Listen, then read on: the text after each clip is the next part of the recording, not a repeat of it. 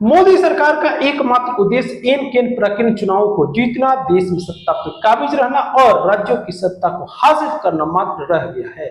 शैक्षणिक व्यवस्था, शिक्षा की गुणवत्ता और बेरोजगारी जैसे तमाम मुद्दे जो हैं वो गायब हैं। ये बातें मैं क्यों कह रहा हूं, इसके लिए आप इस वीडियो को पूरा देखिए। नमस्कार, मैं हूं एजे और आप सुन रहे हैं गांव गांव न्यूज। बता दें कि शैक्षिक सत्र जो है अप्रैल माह से शुरू हो चुका है। आज जो है मई का 26 तारीख है, यानी कुछ दिन के बाद मई माह भी समाप्त हो जाएगा। इन 2 माह के समाप्ति के बाद आज भी दुकानों पर नई जो किताबें एनसीईआरटी की है वो उपलब्ध नहीं हो पाई है। बता दें कि प्रतिदिन छात्र जो है दुकानों पर जाते हैं और बैरंग वापस लौटते हैं, लेकिन कोई भी पाठ्य पुस्तक जो है वो अभी भी उपलब्ध नहीं है। अभी जो कुछ किताबें उपलब्ध है वो कैसी है और उसकी गुणवत्ता क्या है, उस पे भी हम बात करेंगे।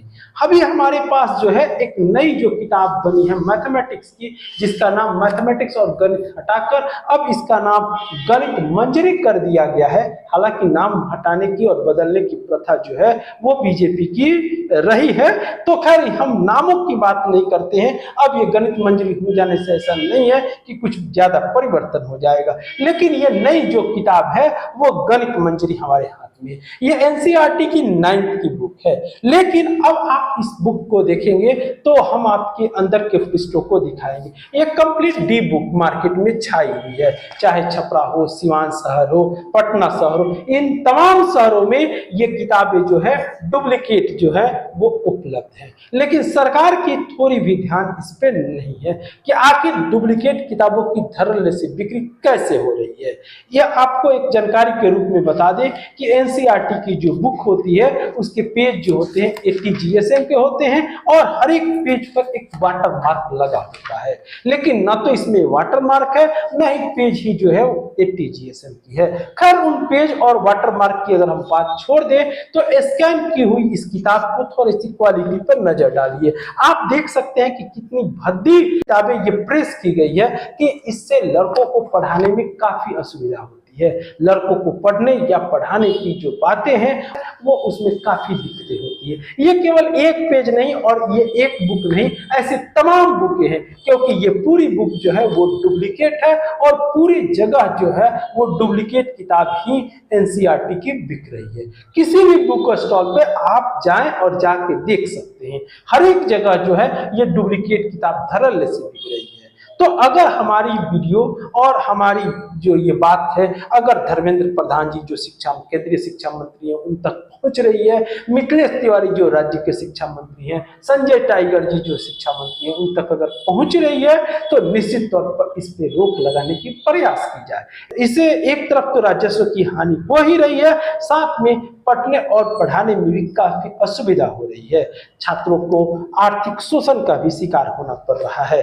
बता दें कि इस किताब की जो दाम है वो 115 रुपये रखी गई है और 115 के 15 रुपये तो वो लोग ले रहे हैं, बदले में ये डुप्लीकेट किताब थमा दे रहे हैं। तो एक तरह से राजस्व की क्षति तो हुई ही, साथ में किताबों की जो गुणवत्ता होती है उस पर भी प्रश्न चिन्ह है।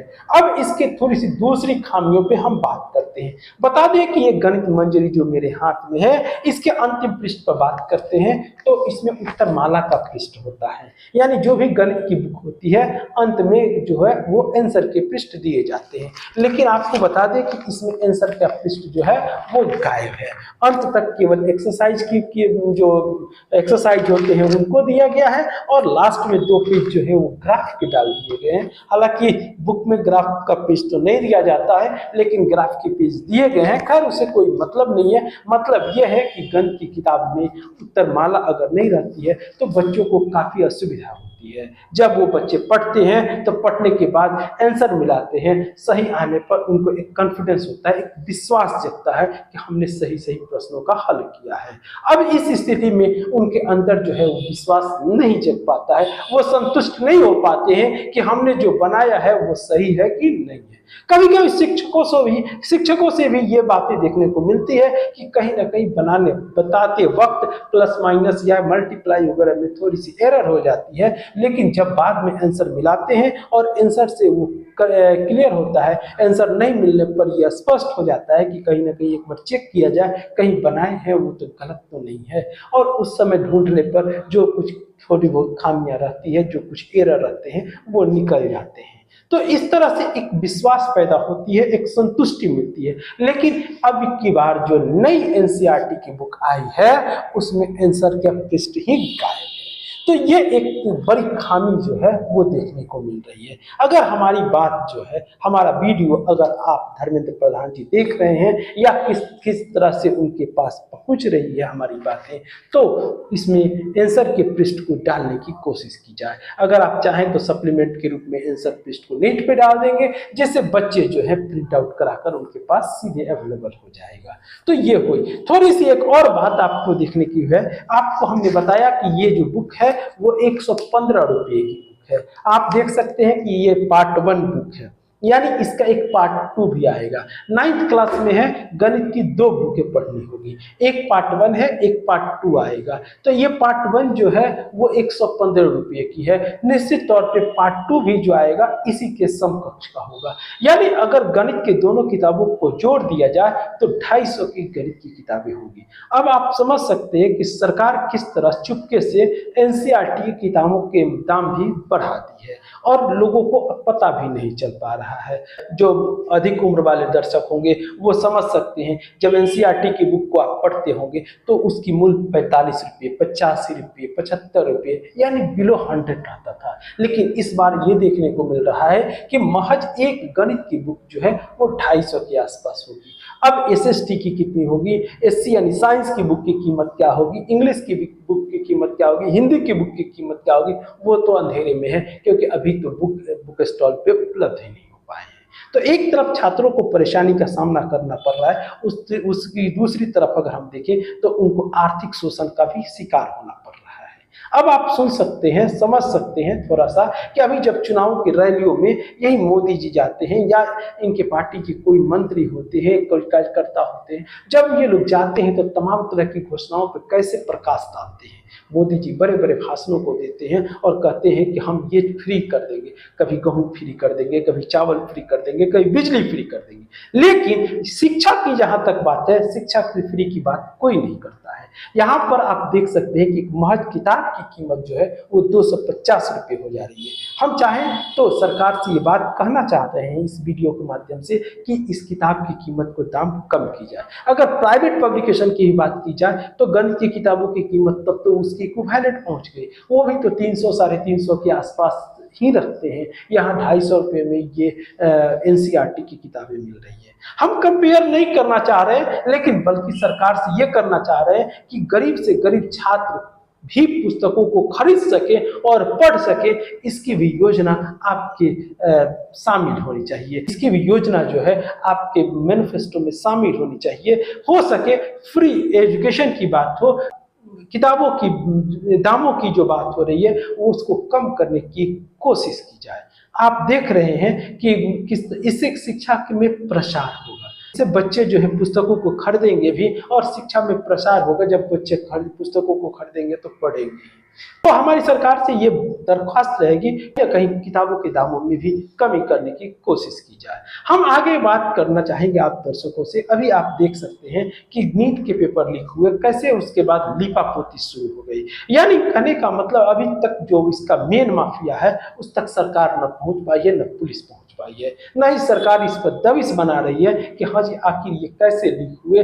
ये छोटे मामले नहीं है, मेन अपराधी तक, मेन गिरोह तक, मेन माफिया तक पहुंचा जाए और उसको गिरफ्तार कर कड़ी से कड़ी सजा की बात की जाए, हो सके तो फांसी की सजा तक सुनाई जाए।